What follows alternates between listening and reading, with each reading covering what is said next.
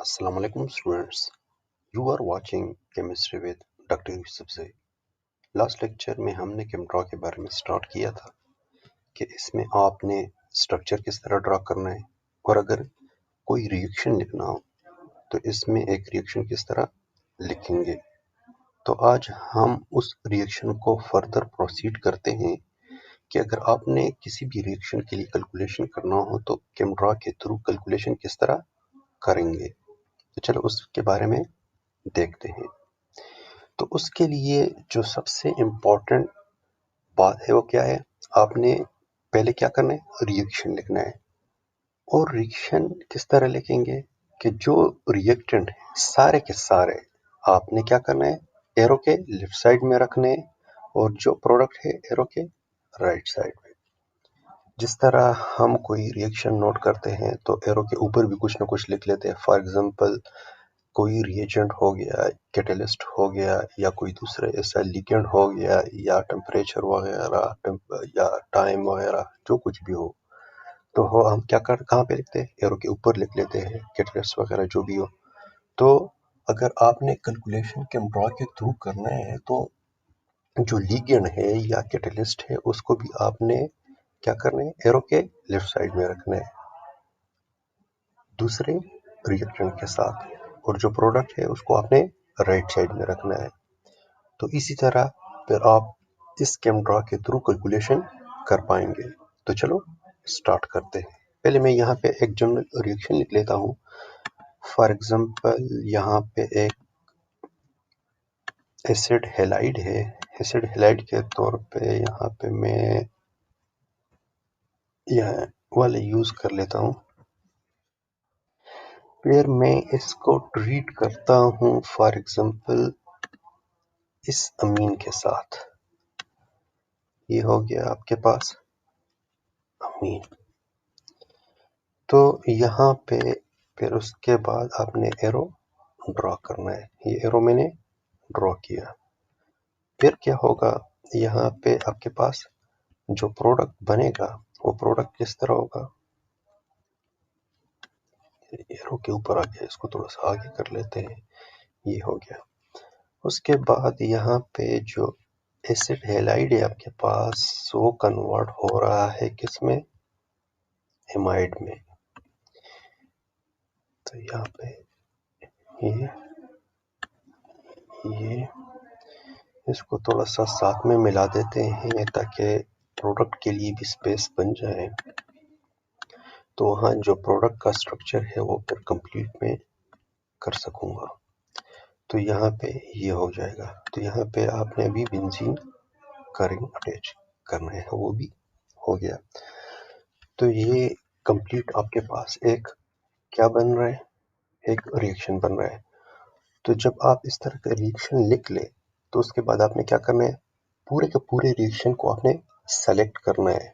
Selection के बाद जो ऊपर टैब है उसमें स्ट्रक्चर में जाना है, स्ट्रक्चर पे क्लिक कर ले, क्लिक किया, फिर नीचे देख ले, यहाँ पे आपको नजर आ जाएगा कि एनालाइज स्टोइकियोमेट्री।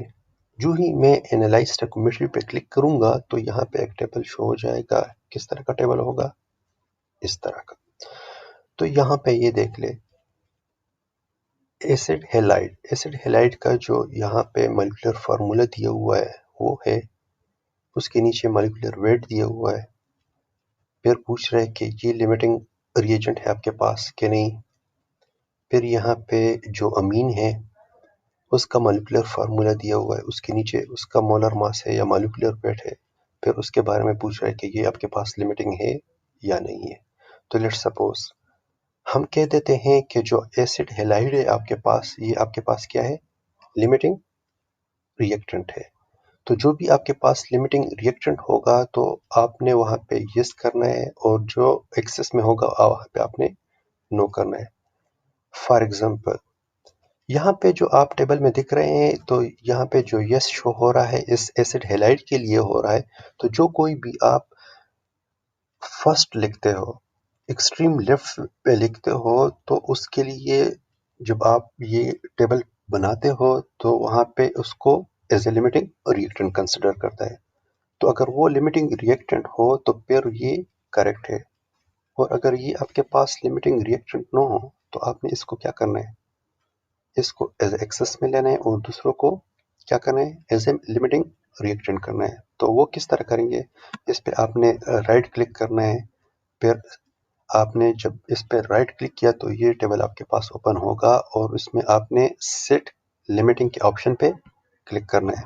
तो जो ही आप सेट लिमिटिंग ऑप्शन पे क्लिक करोगे तो फिर आप वो कर पाओगे कि आपके पास ये लिमिटिंग है या नहीं है।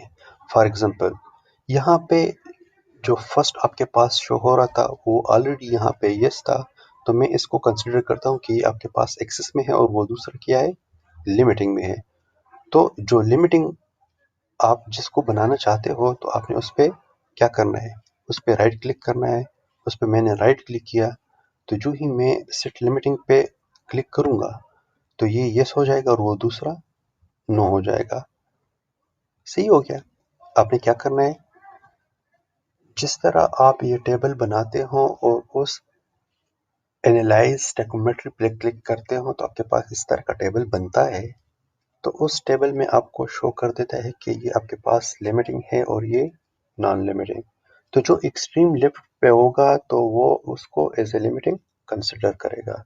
तो अगर वो आपके पास एज ए लिमिटिंग हो तो वो तो ओके है फिर। लेकिन अगर वो लिमिटिंग ना हो, वो एक्सेस में हो और वो दूसरा लिमिटिंग हो, तो जिसको आप लिमिटिंग बनाना चाहते हो तो वहां पे जाके आपने क्या करना है, राइट क्लिक करना है और राइट क्लिक क्लिक करने के बाद फिर वो आपके पास क्या हो जाएगा, आपने सेट लिमिटिंग पे जाना है। जो ही आप उस सेट लिमिटिंग पे क्लिक करते हो तो वो उसको लिमिटिंग कंसिडर कर लेता है और दूसरों को क्या कंसिडर करता है, एक्सेस में कंसिडर करता है। तो फॉर एग्जांपल इस केस में मैं कहता हूँ कि जो आपके पास ये एसिड हेलाइड है, एसिड हेलाइड को मैंने एज ए लिमिटिंग लिया हुआ है और एनिलीन को मैंने एक्सेस में लिया हुआ है। वैसे एग्जाम्पल के तौर पे ये आप लोगों को मैं समझाने के लिए इस तरह यूज करता हूँ। तो यहाँ पे एसिड हैलाइड जो है मैं इसको एज ए लिमिटिंग कंसिडर करूंगा। तो मैं क्या करूंगा, यहाँ पे इस नो पे मैं राइट क्लिक कर लूंगा।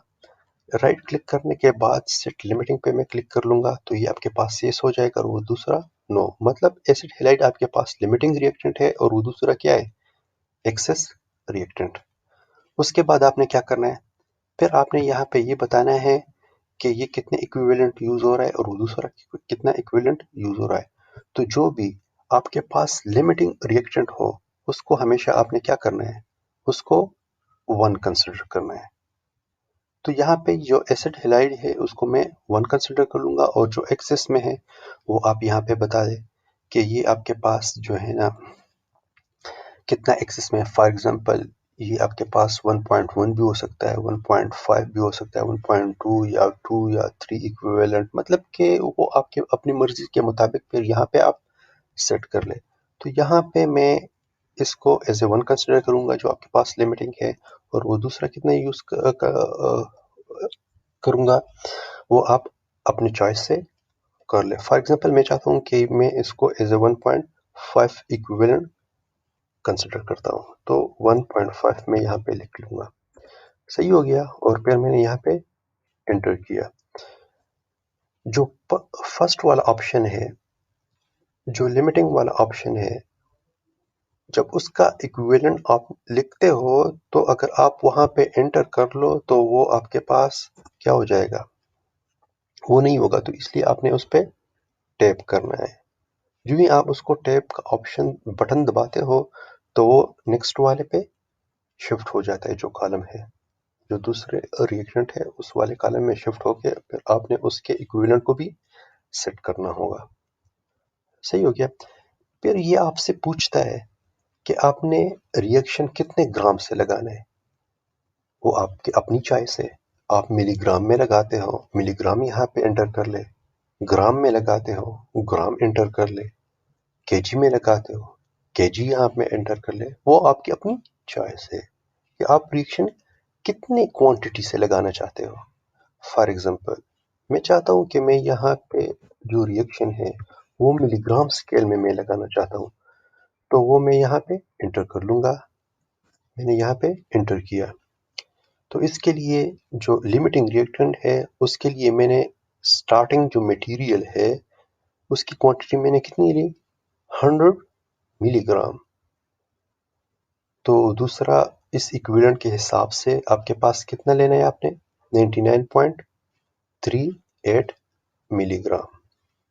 ये हो गया। फिर उसके बाद आपने क्या करना है? अगर ये आपके पास सोल्यूशन फॉर्म में है तो आपने उसका परसेंट वेट लिखना है। आप कोई भी जो बॉटल है, रिएक्टेंट का बॉटल है, आप उस पे देख ले, अगर वो सोल्यूशन फॉर्म में हो तो उस बॉटल पे लिखा होगा कि ये आपके पास कितना परसेंट वेट है। तो आप यहाँ पे एंटर कर ले दोनों के लिए। अगर दोनों का सोल्यूशन फॉर्म में है तो बॉटल पे दिया होगा कि ये कितना परसेंट वेट है, तो आप वो यहाँ पे एंटर कर ले। Next thing, molarity. अगर जो रिएक्टेंट है आपके पास वो लिक्विड फॉर्म में है तो उसकी जो मोलरिटी है तो आपने वो यहाँ पे एंटर कर ले कि ये कितना मोलर सोल्यूशन है आपके पास। तो जब आप उसकी मोलरिटी दे देते हो तो वो उस कैलकुलेशन के हिसाब से फिर वो इसकी कैलकुलेशन को, अमाउंट को सेट कर लेगा। Next thing, density. अगर ये आपके पास लिक्विड फॉर्म में है तो जब आपने, लाजमी बात है फिर उसका क्या करना है, अमाउंट लेना है, वॉल्यूम लेना है। फिर आप उसका मिलीग्राम या ग्राम में तो नहीं ले सकते, लाजमी बात है फिर आपने उसका वॉल्यूम लेना है। तो इसलिए जो बाकी चीज़ें हैं, परसेंट वेट या मोलरिटी या डेंसिटी, उस हिसाब से आपने एंटर करना है ताकि वो आपके लिए क्या कैलकुलेट कर ले, उसका वॉल्यूम कैलकुलेट कर ले कि आपने इस रिएक्शन में इसका जो वॉल्यूम है कितना लेना है, इस रिएक्शन का वॉल्यूम कितना यूज करना है। तो इसलिए ये सारे डेटा जो है ना, ये आपसे क्या करता है, मांग रहा है। फिर उसके बाद आपने क्या करना है, उसमें इसकी डेंसिटी भी एंटर करना है। फॉर एग्जांपल अगर उसकी डेंसिटी 1 है तो फिर तो उसमें कोई इतना वो तो नहीं आएगा, डिफरेंस तो नहीं आएगा दोनों का। आपके पास वॉल्यूम और जो वेट है वो क्या होगा, सैंपल मास है, वो दोनों इक्वल होगा। फॉर एग्जांपल अगर इसकी डेंसिटी, लेट सपोज मैं कहता हूँ कि इसकी जो डेंसिटी है वो 0.5 है, 0.5 ग्राम पर ml। अगर मैं इसको इस तरह कंसिडर कर लूँ तो ये आपके पास आ जाएगा। तो ये इसका वॉल्यूम आपके पास आ रहा है। तो फिर ये आपके को क्या बता रहा है कि इस वाले रिएक्टेंट का आपने कितना मिलीमोल यूज किया। जो उसका रिएक्शन का मास आपके पास 100 मिलीग्राम आ रहा है, लेकिन क्योंकि ये आपके पास लिक्विड है तो आपने इसका वॉल्यूम कितना लेना है। लेट सपोज मैं कहता हूँ कि ये आपके पास 1 ग्राम पर ml है। तो ये देख ले यहाँ पे एग्जैक्टली आपके पास क्या आ रहा है, 100 माइक्रोलीटर आ रहा है। और यहाँ पे देख ले 100 मिलीग्राम। तो ये आपके पास क्या है, दोनों इक्वल आ रहे हैं। क्यों? क्योंकि इसकी डेंसिटी क्या है, 1 है। मैं कहता हूँ वो बोतल पे दिया होगा, या अगर बोतल पे नहीं दिया हुआ तो आप ऑनलाइन सर्च कर ले।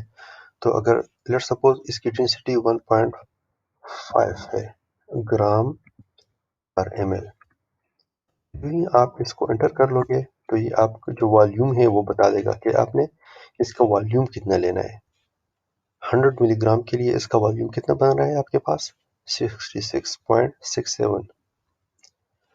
लेट सपोज जो एनिलीन है ये भी आपके पास क्या है, या अमीन है, या कोई भी इस तरह का दूसरा जो रिएक्टेंट है वो भी आपके पास लिक्विड फॉर्म में है। तो आप उसकी भी डेंसिटी यहाँ पे एंटर कर ले। लेट सपोज इसकी जो डेंसिटी है वो है 0.8 ग्राम पर ml। इसको आपने क्या करना है, एंटर करना है। तो ये अभी आपको क्या बताएगा, इसका जो 99.38 मिलीग्राम बन रहा है और ये आपके पास लिक्विड फॉर्म में है और इसकी डेंसिटी ये है, तो आपने इसका वॉल्यूम कितना लेना है, 124.22 माइक्रो लीटर। तो इसी हिसाब से आपने इसकी कैलकुलेशन करनी है। फिर यहाँ पे प्रोडक्ट को देख ले। प्रोडक्ट का भी क्या बता रहा है आपको, मॉलिक्यूलर फार्मूला जो है वो यहाँ पे गिवन है। फिर उसका जो मोलर मास है या मॉलिक्यूलर वेट है वो भी बता दिया है कि 197.24 इसका क्या है, मोलर मास है।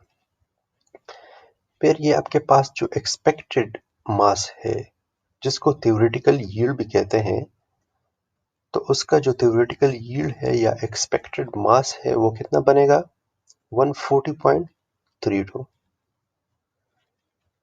फॉर एग्जांपल अभी आपने क्या किया है, आपने ये रिएक्शन, आपका रिएक्शन कंप्लीट हो गया, जो इसका वर्कअप है या प्यूरिफिकेशन मेथड्स है, आपने प्योर प्रोडक्ट को कलेक्ट किया, फिर उसको आपने मेजर्ड किया, तो आपके पास फॉर एग्जांपल उसका वेट बन रहा था, जो मेजर्ड मास था वो था 100 मिलीग्राम। कितना बना है आपके पास, जो फाइनल प्रोडक्ट है उसका जो मास है वो कितना बना है 100 मिलीग्राम। तो आप वो यहाँ पे एंटर कर लें तो वो आपको बता देगा कि आपके पास परसेंट यील्ड कितनी आई है। तो परसेंट यील्ड आपके पास क्या है 71.27। इसको अगर आप राउंड कर ले तो 71.3 कर ले या 71 ही कर ले। तो मतलब कि आप किसी भी रिएक्शन का जो कैलकुलेशन है वो इसी तरह कर सकते हो। चलो इसको मैं आप लोगों के लिए समराइज कर देता हूँ कि आप लोगों ने जब ये कैलकुलेशन करते हो तो किन बातों का ख्याल रखना है। फर्स्ट थिंग, आपने पहले रिएक्शन लिखना है। रिएक्शन किस तरह लिखेंगे, जिस तरह यहाँ पे मैंने मेंशन किया हुआ है कि रिएक्शन को आपने लेफ्ट साइड में रखना है और प्रोडक्ट को आपने राइट साइड में रखना है, और एरो के ऊपर आपने कुछ भी नहीं लिखना। तो फिर उसके बाद आपने क्या करना है, स्ट्रक्चर के जो स्ट्रक्चर पे क्लिक करना है और नीचे आके आपने फिर क्या करना है, यहाँ पे एनालाइज स्टोइकोमेट्री पे आना है। एनालाइज स्टोइकोमेट्री के बाद फिर यहाँ पे इस तरह का टेबल ओपन हो जाएगा। फिर उसके बाद आपने लिमिटिंग रिएक्शन सेलेक्ट करना है। लिमिटिंग रिएक्शन कोई भी हो सकता है, तो आपने उसको यस करना है। जो आपके पास लिमिटिंग रिएक्शन होगा आपने उसको यस करना है। फिर उसके बाद जो है ना, कितना इक्विवेलेंट आपने वो दूसरे वाले यूज़ करना है वो वहाँ पे सेट कर ले। फिर आपने कितने अमाउंट से रिएक्शन लगाना है वो आप सेट कर ले। फॉर एग्जांपल मिलीग्राम में लगाना है तो मिलीग्राम सेट कर ले, ग्राम में लगाना है तो ग्राम सेट कर ले, और केजी में लगाना है तो केजी सेट कर ले।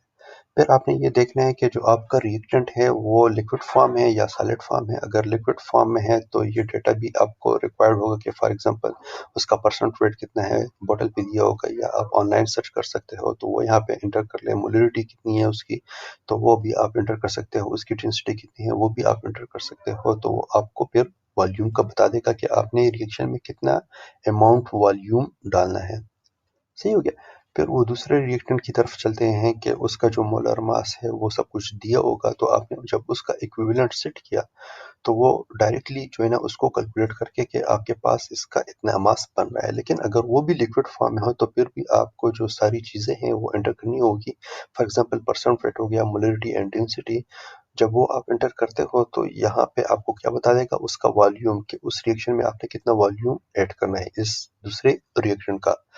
फिर वो आपको जो एक्सपेक्टेड प्रोडक्ट है उसका एक्सपेक्टेड मास बता देगा कि इतना इसका एक्सपेक्टेड मास है।